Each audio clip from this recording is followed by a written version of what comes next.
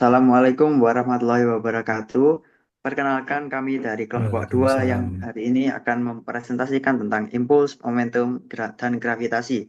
Sebelumnya perkenalkan nama saya Muhammad Kevin Rizky Hakim. Perkenalkan nama saya Calvino Gilberto Lumbanturuan. Perkenalkan nama saya Muhammad Raffi Akbar. Perkenalkan nama saya Ali Ahmad Anendra. Di sini adalah peta konsep untuk materi pada hari ini, impuls, momentum, dan gravitasi. Di sini kami akan menjelaskan dua bab utama. Yang pertama, momentum linear dan tabrakan, serta gravitasi universal. Next.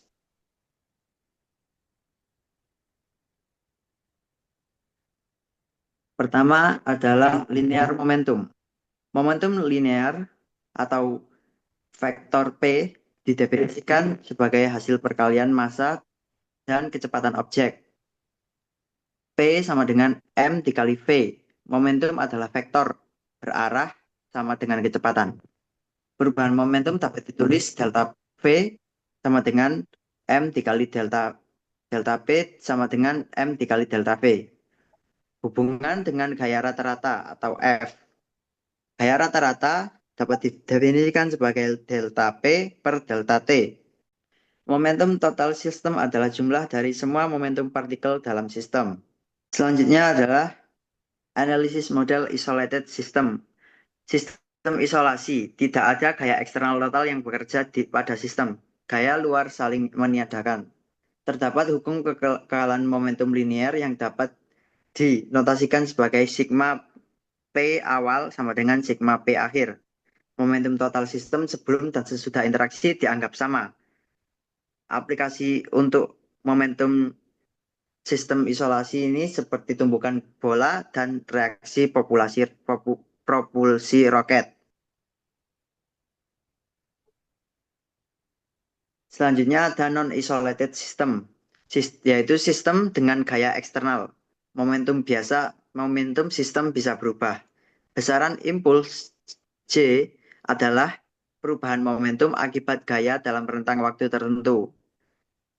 Besar impuls dapat dinotasikan sebagai integral F eksternal dt sama dengan delta P. Jika gaya konstan selama interval delta T, impuls menjadi F delta T. Contoh aplikasi non-isolated system adalah pemukulan bola dan pengereman mobil. Next. Berikutnya adalah collision in one dimension atau tumbukan dalam satu dimensi. Tumbukan adalah interaksi sesaat antara dua objek menyebabkan perubahan momentum dan energi kinetik. Jenis tumbukan terdapat tumbukan elastis, yaitu saat momentum dan energi kinetik kedua benda tetap. Ada juga tumbukan tidak elastis, di mana momentum tetap, tetapi energi kinetik sebagian hilang. Lalu ada juga tumbukan tidak elastis sempurna, yaitu saat kedua benda menyatu dan bergerak bersama setelah tumbukan. Collisions in two dimensions. Prinsipnya sama dengan tumbukan satu dimensi, tetapi momentum adalah besaran vektor, sehingga harus diuraikan ke dalam komponen-komponennya. Biasanya dalam sumbu X dan Y. Hukum kekekalan momentum berlaku untuk masing-masing komponen secara terpisah. Next. Permainan biliar adalah contoh yang familiar yang melibatkan banyak tumbukan dari objek-objek yang bergerak pada sebuah permukaan dua dimensi. Untuk tumbukan dua dimensi seperti ini, kita mendapatkan dua persamaan komponen untuk kekebalan momentum. M1 V1 Ix ditambah M2 V2 Ix sama dengan M1 V1 Fx ditambah M2 V2 Fx. Ketika tumbukan bersifat lenting, kita bisa menggunakan rumus berikut. KI sama dengan KF yang bisa dijelaskan menjadi setengah M1 V1 kuadrat sama dengan setengah M1 V1 kuadrat tambah setengah M2 V2 F kuadrat. Next. Center of mass. Titik di mana seluruh massa suatu sistem dapat dianggap terkonsentrasi. Gerak keseluruhan sistem dapat dijelaskan oleh gerak pusat massanya. Rumus titik berat yaitu XCM sama dengan M1 X1 ditambah M2 X2 per M1 plus M2. Rumus serupa untuk koordinat Y dan Z.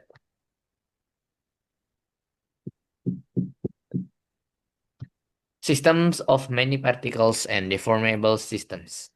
Sistem banyak partikel, semua persamaan pusat massa, posisi, kecepatan di atas berlaku untuk sistem yang terdiri dari banyak partikel. Sistem yang dapat berubah bentuk, deformable systems, benda yang dapat berubah bentuk atau memiliki bagian yang bergerak relatif satu sama lain, misalnya orang yang melompat, mobil yang mengerem, atau bola yang berputar. Rumusnya yaitu ini ya, delta P sama dengan I itu, di mana I adalah impuls yang diberikan kepada sistem oleh gaya-gaya eksternal dan P tot adalah momentum sistem. Persamaan ini merupakan generalisasi dari teorema impuls momentum untuk sebuah partikel kepada sebuah sistem yang terdiri dari banyak partikel. Persamaan ini juga merupakan representasi matematis dari model sistem tak terisolasi momentum untuk sebuah sistem yang terdiri dari banyak partikel. Rocket propulsion. Konsepnya adalah roket, yaitu contoh aplikasi kekekalan momentum di mana sistem masanya tidak konstan. Massa berkurang karena bahan bakar dikeluarkan. Cara kerjanya, roket memperoleh momentum ke depan dengan menyemburkan gas panas yang mengandung massa ke belakang dengan kecepatan sangat tinggi. Momentum sistem roket plus gas yaitu kekal. Karena sistem roket dan bahan bakar yang disemburkan adalah terisolasi, kita menerapkan model sistem terisolasi untuk momentum dan mendapatkan delta P sama dengan nol, yaitu bisa dilanjutkan PI sama dengan PF dalam kurung M ditambah delta M kecil, tutup kurung V sama dengan M besar dalam kurung V plus delta V kecil, tutup kurung plus delta M dalam kurung V dikurang VE. Menyederhanakan persamaan ini memberikan rumus M delta V sama dengan V kecil delta M. Jika sekarang kita ambil limit saat delta T mendekati nol, kita ubah delta V menjadi dV dan delta M menjadi dm. Lebih, hei belum, hei.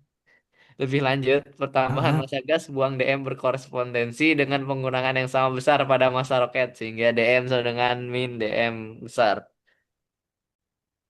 nah, kemudian kita punya hukum Newton yang tentang universal gravitation. Jadi, sudah dapat gaya atraksi di antara semua partikel. Gaya ini proporsional pada massa partikel dan berbanding terbalik pada persegi radius dari objek. Jadi, kita bisa lihat F sama dengan G dikali M1, M2, M adalah massa, dibagi R pangkat 2, di mana G itu adalah konstan gravitasi yang nilainya sekitar 6,674 kali 10 pangkat negatif 11 Newton meter persegi per kilogram persegi. Jadi kita punya variasi yang vektor di mana ada tambahan dikali R, segitiga 12 di mana R ini adalah unit vektor. Kemudian kita punya akselerasi jatuh bebas di mana ini adalah simbolnya adalah G. Arti maksudnya itu mirip dari bumi. Jadi G dikali ME dibagi R pangkat 2. Atau ada variasi lagi apabila di mana di bawahnya itu radius yaitu radius bumi ditambah H yaitu ketinggian dari permukaan bumi di pangkat 2.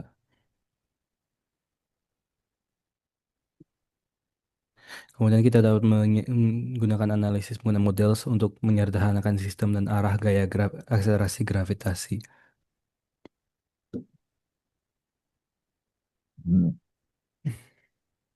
Oke, selanjutnya ada hukum Kepler dan juga gerak planet. Oke, jadi pada awalnya tuh tata surya itu diyakini bumi itu adalah pusat alam semestanya. Nah, teori ini tuh disebut geosentris. Nah, di apa sih di penganutnya tuh pokoknya awal-awal tuh dicetuskan oleh Claudius Ptolemy. Nah, selanjutnya pada tahun 1543 nih Kopernikus ini memperkenalkan model heliosentris di mana bukan bumi pusat alam semestanya, tapi bumi dan planet lain itu mengelilingi matahari. Jadi matahari pusat alam semestanya. Oke, next slide.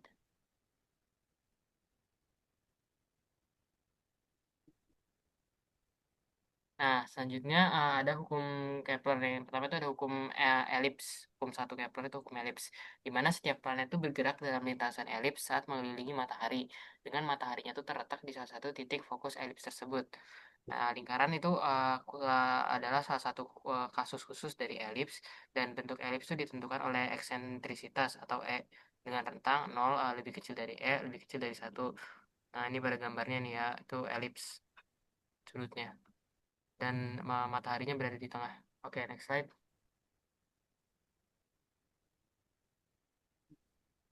Next. Aduh.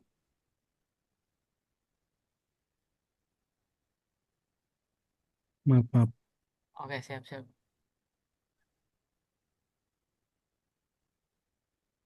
Oke, selanjutnya ada hukum 2 Kepler. Hukum 2 Kepler itu sama juga, dan di mana luas daerah tuh yang disapu oleh vektor radius dari matahari ke planet dalam selang waktu yang sama itu adalah sama. Artinya planet lebih cepat saat dekat dengan matahari atau perihelion disebutnya, dan lebih lambat saat jauh dari matahari atau aphelion. Nah, di sini ada rumusnya dA per dt sama dengan L per 2mp. Oke, lanjut.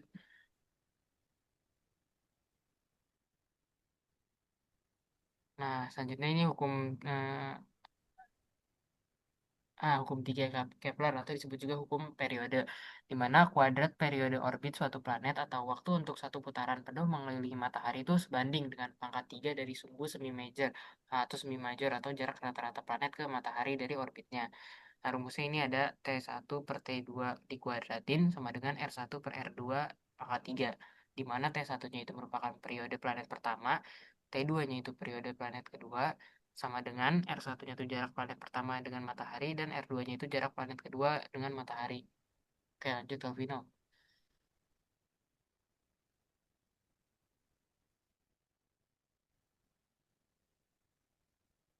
Oke, selanjutnya 13.5 ada energi potensial gravitasi.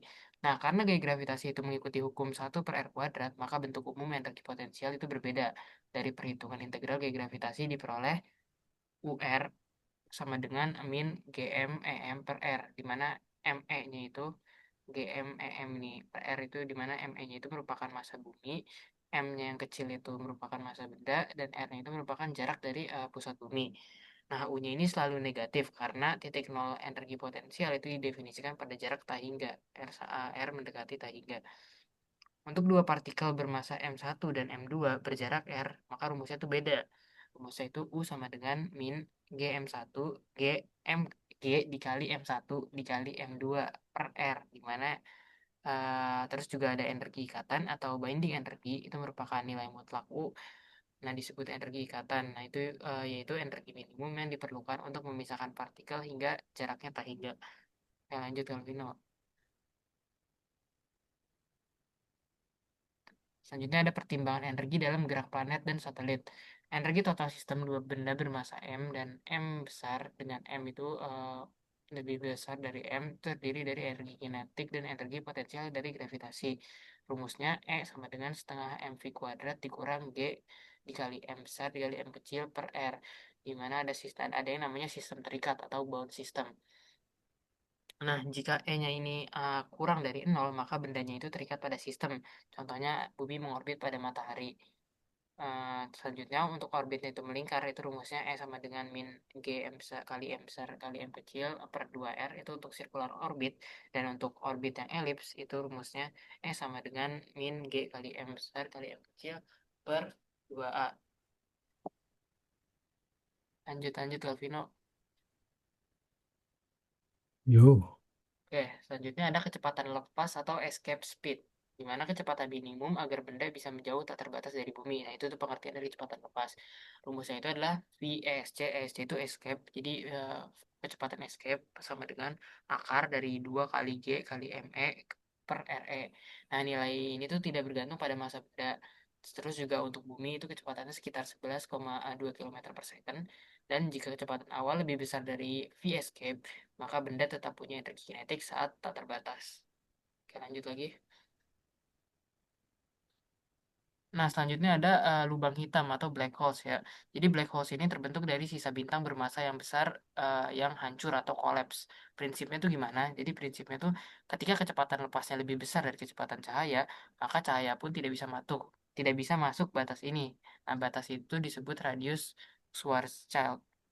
Nah, RS atau radius Schwarzschild itu membentuk event horizon. Selanjutnya ada materi gelap atau dark matter.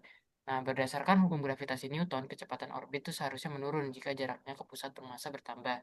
Namun pada pengamatan galaksi, contohnya di galaksi Andromeda, menunjukkan kurva kecepatannya itu tetap datar. Jadi ada massa tambahan yang tidak terlihat. Nah, massa tambahan yang tak terlihat mata ini disebutnya dark matter atau materi gelap. Nah, materi gelap ini membentuk halo besar di sekitar galaksi. Materi gelap ini nggak mempengaruhi orbit planet dan tata surya karena jumlahnya terlalu sedikit pada skala yang kecil. Oke, lanjut, Vino. Hmm. Oke, Sekarang akan kita akan dilanjutkan oleh teman saya. masuk ke contoh soal. Nah, kita punya molekul oksigen dengan massa 5,32 kali 10 to the, to the power of 26 kilogram bergerak dengan kecepatan 500 meter per detik dan bertumbukan elastik dengan molekul lain yang diam. Hitung momentum molekul oksigen sebelum tumbukan.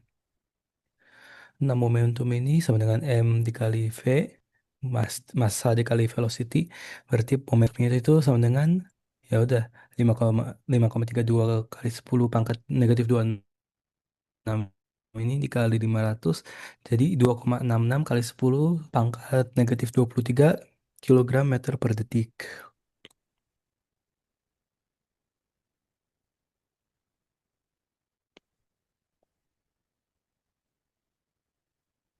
Ini akan dibawakan oleh saudara kami yang mempunyai background Saroni. Baik, soal nomor 2. Dua buah planet P dan Q mengorbit matahari. Apabila perbandingan antara jarak planet P dan Q ke matahari adalah 4:9 dan periode planet P mengelilingi matahari adalah 24 hari. Maka periode planet-planet Q mengelilingi matahari adalah diketahui RP, rasio dari planet yang P dan Q itu 4:9. Sementara, aduh, sementara waktunya 24 hari, berarti tinggal diselesaikan saja, dimasukin ke dalam rumus. TQ per TP kuadrat sama dengan RQ per RP pangkat 3. TQ TPJ tadi 24, waktunya sama 9 banding 4 tadi rasionya. Dimasukin, selesain, dikuadratin 24 kuadrat jadi 576, 9 pangkat 3 jadi 29, 4 pangkat 3 jadi 64. Terus diselesaikan pakai pakai rumus TQ kuadrat jadi 6561. Sementara jadi TQ diakarin jadi hasilnya 81 hari. Jadi periode planet Q mengelilingi matahari 81 hari. Next, next, next. Aku juga ini.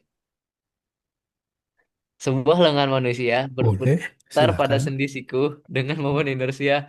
Aku udah mau habis baterainya nih, siapa lanjutin ah? Ya, silakan dilanjutkan, Calvino.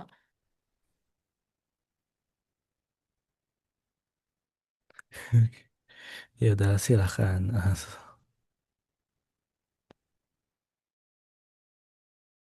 Mari kita persilakan Raffi Akbar Wakatang. Kevin, lanjutin, Kevin. Ini bukan soal aku soalnya. Soal aku yang dibaca Nendra. Ya. Dua lengan manusia berputar pada sendi siku dengan momen inersia 0,05 kilogram per meter kubik, per meter kuadrat. Dengan percepatan sudut 2 radian per second kuadrat, hitung torsi yang dihasilkan oleh otot pada sendi siku dan jelaskan peran torsi dalam gerakan tubuh manusia. Jawab, momen inersia adalah 0,05 kilogram per meter kuadrat. Percepatan sudut A adalah 2 radian per second kuadrat. Maka torsi bisa didapat dengan mengalihkan momen inersia dan percepatan sudut, yaitu 0,05 dikali 2 menjadi 0,1 Newton per meter. Next. Hmm. Eh, udah. Baik, itu saja dari kelompok 2. Kurang lebihnya mohon maaf. Assalamualaikum warahmatullahi wabarakatuh.